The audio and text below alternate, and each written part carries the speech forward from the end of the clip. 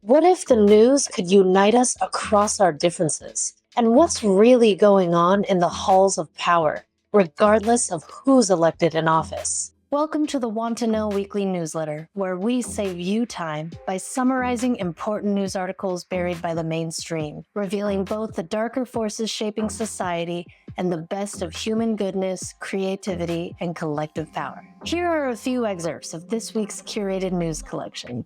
Back in the day, Google had a dream of organizing the world's information and making it universally accessible by creating an index of all the sites on the World Wide Web.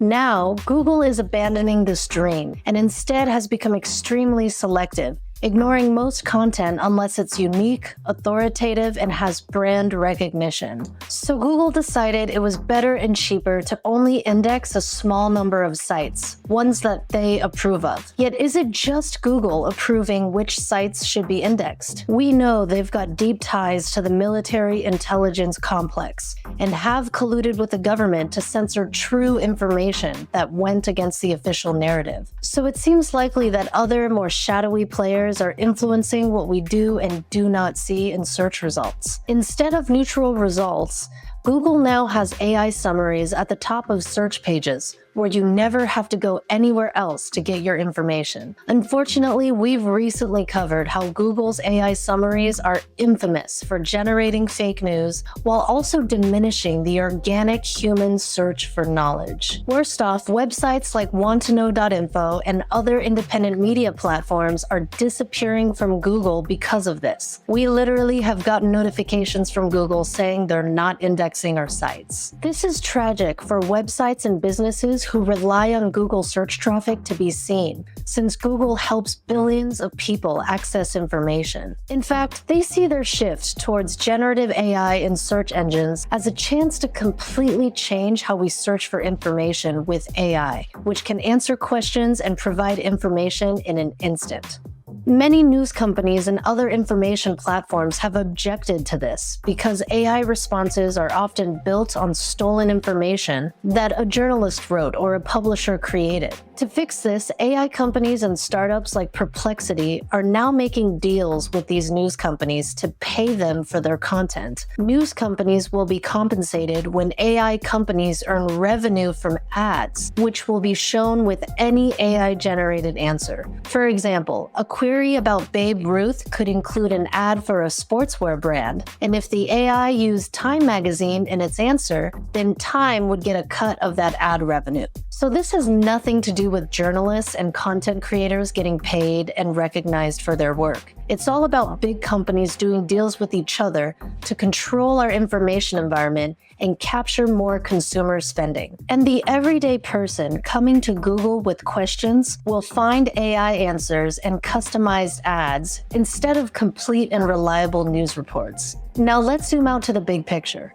The future that big tech companies want is one where they have complete control over the information landscape, determining what the public can access. The content used to train their AI systems reflects the interests of big business with their exclusive partnerships with corporate media companies. It's highly unlikely that these models are being trained on diverse sources of information. If an AI crawled wanttoknow.info and captured all the information we reference, it would present very different results from an AI trained only on New York Times data if someone were to ask the AI about what's really going on in the halls of power. The whole idea of AI companies paying news platforms to use their content is anti-consumer. It's another example of companies trying to find new ways to extract value from consumers while also editing consumer choices to misrepresent reality in a way that serves corporate interests over human interests.